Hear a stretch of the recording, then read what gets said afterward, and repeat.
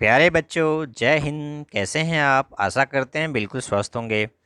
तो पिछले वीडियो में आप थर्ड चैप्टर के 1 to 10 क्वेश्चन देखें, जिसमें बहुत से लोगों ने 7, 8, 9, 10 यानी पूरे के पूरे क्वेश्चन को अटेम्प्ट करके पूरा का पूरा स्कोर 100% पाया।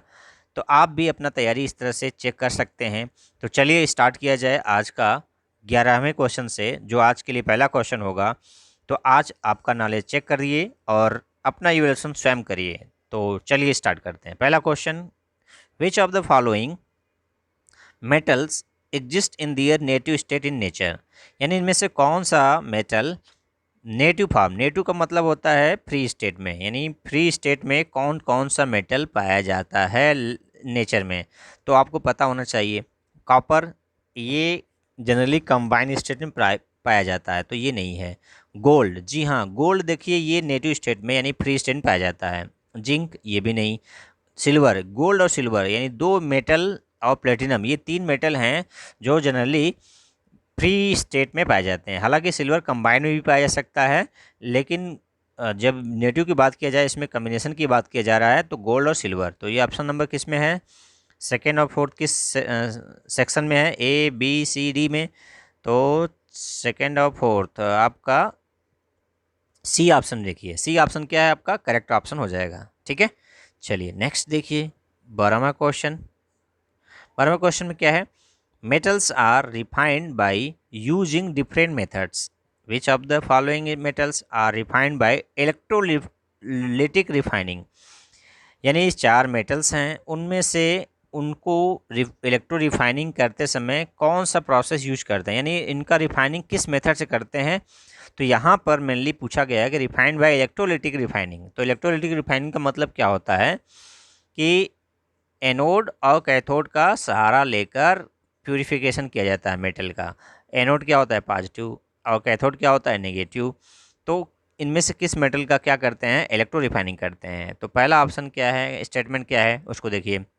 गोल्ड, तो गोल्ड को क्या है? इलेक्ट्रो रिफाइनिंग किया जाता है। कॉपर किया जाता है। सोडियम, देखिए सोडियम एक्टिव मेटल है, और पोटेशियम, इन दोनों का इलेक्ट्रोलिसिस किया जाता है। मोल्टेन, मोल्टेन आप कर सकते हैं, मोल्टेन साल्ट का इलेक्ट्रोलिसिस कर सकते हैं, या एक्वस का भी कर सकते हैं। तो इसका क्या किया जाएगा? इलेक्ट्रोलिसिस किया जाता है मेटल प्राप्त करने के लिए, जबकि इन दोनों के लिए इलेक्ट्रो रिफाइनिंग किया जाता है। ठीक है, तो किस ऑप्शन में फर्स्ट और सेकंड है? ऑप्शन नंबर ए में देखिए फर्स्ट एंड सेकंड है, तो ये सही हो जाएगा। बी में फर्स्ट और थर्ड नहीं होगा, सी भी नहीं होगा, फोर्थ भी नहीं होगा। ठीक है, चलिए नेक्स्ट 13 क्वेश्चन देखिए। 13 क्वेश्चन में क्या है? Silver articles become black on prolonged exposure to air. This is due to the formation of, यानी आप चांदी को, सिल्वर यानी चांदी को आप एटमॉस्फेयर में एक्सपोज करते हैं तो ये ब्लैक हो जाता है। क्या हो जाता है? ब्लैक। तो क्यों हो जाता है? क्योंकि जो सल्फर डाइऑक्साइड है एटमॉस्फेयर में, उससे रिएक्ट करके ये Ag2S बना लेता है। क्या बना लेता है? Ag2S, silver sulphide. ये किस कलर का होता है? ब्लैक कलर का। तो इसमें कौन सा ऑप्शन है? Ag3N नहीं, बी Ag2O नहीं, Ag2S यस, सी ऑप्शन सही है। ठीक है, डी में देखिए Ag2S और Ag3N है, तो ये डी भी नहीं होगा, केवल सी होगा। ठीक है, ओके नेक्स्ट देखिए। नेक्स्ट क्वेश्चन है, galvanization is a method of protecting iron from rusting by coating with a thin layer of. तो आयरन मेटल को क्या करते हैं? कोरोजन से बचाने के लिए। किससे बचाने के लिए? कोरोजन से बचाने के लिए क्या करते हैं? इसके ऊपर थिन लेयर क्या करते हैं? जिंक का क्या करते हैं? कोटिंग कर देते हैं। क्या करते हैं? जिंक का क्या करते हैं? कोटिंग। तो इस प्रोसेस को बोलते हैं गैल्वेनाइजेशन। इस प्रोसेस को क्या बोलते हैं? गैल्वेनाइजेशन। ठीक है, गैल्वेनाइजेशन बोलते हैं।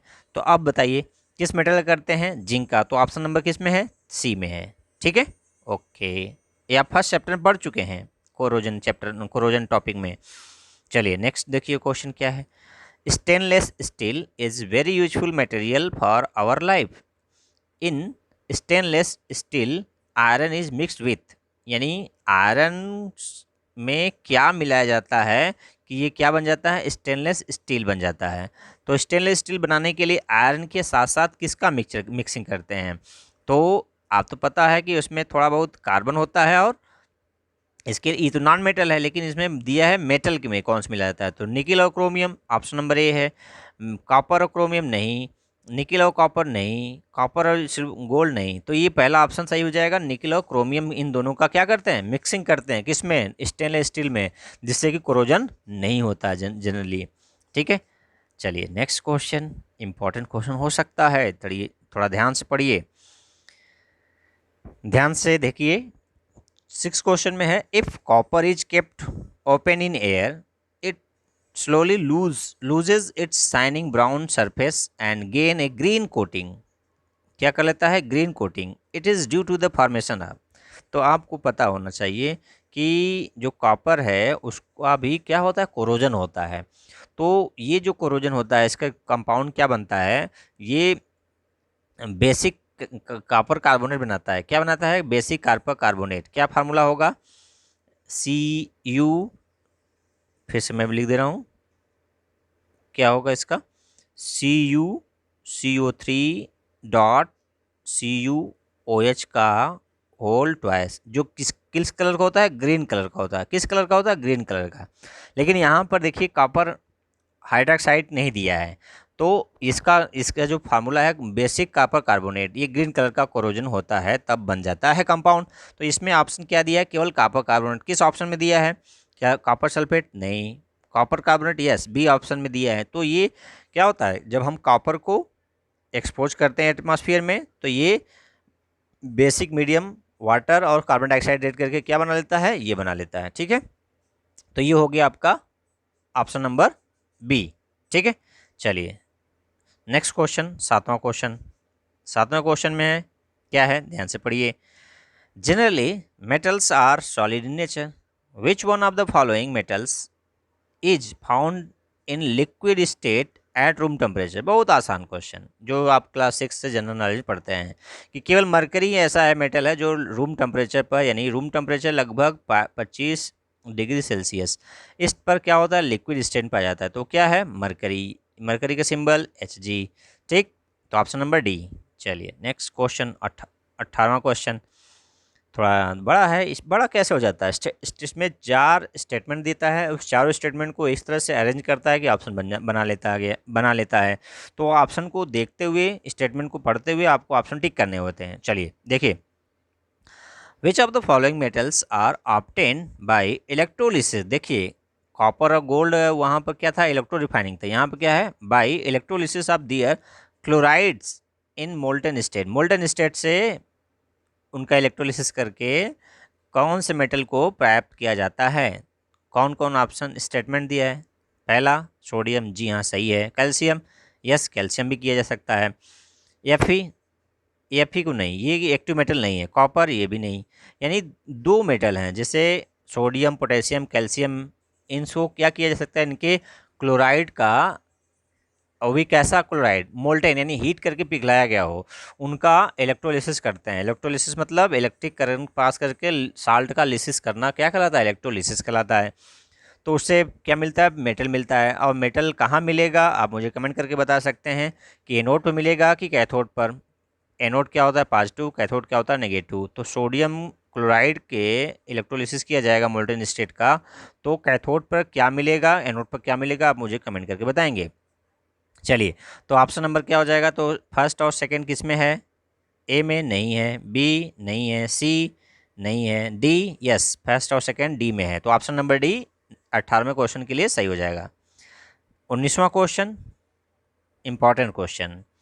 Generally non metal are not lustrous, which of the following non metal is lustrous. आप जानते हैं नॉन मेटल क्या होते हैं, उसमें चमक नहीं होती, लेकिन कुछ ऐसे नॉन मेटल हैं जिसमें चमक होती है। तो उसमें से एग्जांपल पूछ लिया है, क्या, एक तो ग्रेफाइट होता है, पेंसिल जो ग्रेफाइट है वो आपका लस्टर नहीं चमकता है। डायमंड, कार्बन है डायमंड जो चमकता है। तो ये 2 चीज़ तो है, तो इसमें 2 ऑप्शन तो नहीं दिया है। सल्फर नहीं, ऑक्सीजन नहीं, नाइट्रोजन नहीं, आयोडीन, जी हाँ, ग्रेफाइट डायमंड के अलावा आयोडीन में क्या होता है, लस्टर्स प्रॉपर्टीज होती है, जो कि नॉन मेटल है। क्लियर है, चलिए नेक्स्ट क्वेश्चन, 20वां क्वेश्चन। 20वें क्वेश्चन में क्या है, थोड़ा ध्यान से पढ़िए। कह रहा है, विच one of the following 4 metals would be displaced from the solution of its salt by other three metals. Question ध्यान से पढ़िए, कह रहा है which one of the following four metals would be displaced from the solution of its salt by other three metals. यानी इनमें से कौन सा मेटल ऐसा है जो तीनों मेटल इसको क्या करते हैं, उसके साल्ट से रिप्लेस कर सकते हैं, रिप्लेस किया जा सकता है. Magnesium, silver, zinc, copper. तो देखिए इसमें सबसे लेस रिएक्टिव कौन है, क्योंकि कह रहा replaced from the solution of its salt, यानी खुद ये रिप्लेस्ड हो जाए. तो देखिए सबसे एक्टिव मैग्नीशियम है, उसके बाद जिंक है, उसके बाद कॉपर, उसके बाद सिल्वर है. तो सिल्वर क्या होगा, इन तीनों मेटल सिल्वर को उसके साल्ट से डिस्प्लेस कर सकते हैं, क्योंकि मैग्नीशियम भी एक सिल्वर से ज़्यादा रिएक्टिव है, जिंक भी, कॉपर भी. तो ये ऑप्शन नंबर बी सही हो जाएगा. तो ये 10 क्वेश्चन आप 11 से लेकर 20 तक पढ़ें. इसमें 10 क्वेश्चन में से आप कितना स्कोर किया आप मुझे कमेंट करके बता सकते हैं. आप अपना इवैल्यूएशन खुद करिए, मुझे बताएंगे तो आपका मैं समझ पाऊँगा कि मैं जो समझा रहा हूँ और जो आप सीखें कितना कितना सही स्कोरिंग आपका चल रहा है. तो चलिए वीडियो कैसा लगा आप कमेंट करके ज़रूर बता सकते हैं. चलिए धन्यवाद वीडियो देखने के लिए. जय हिंद, जय भारत.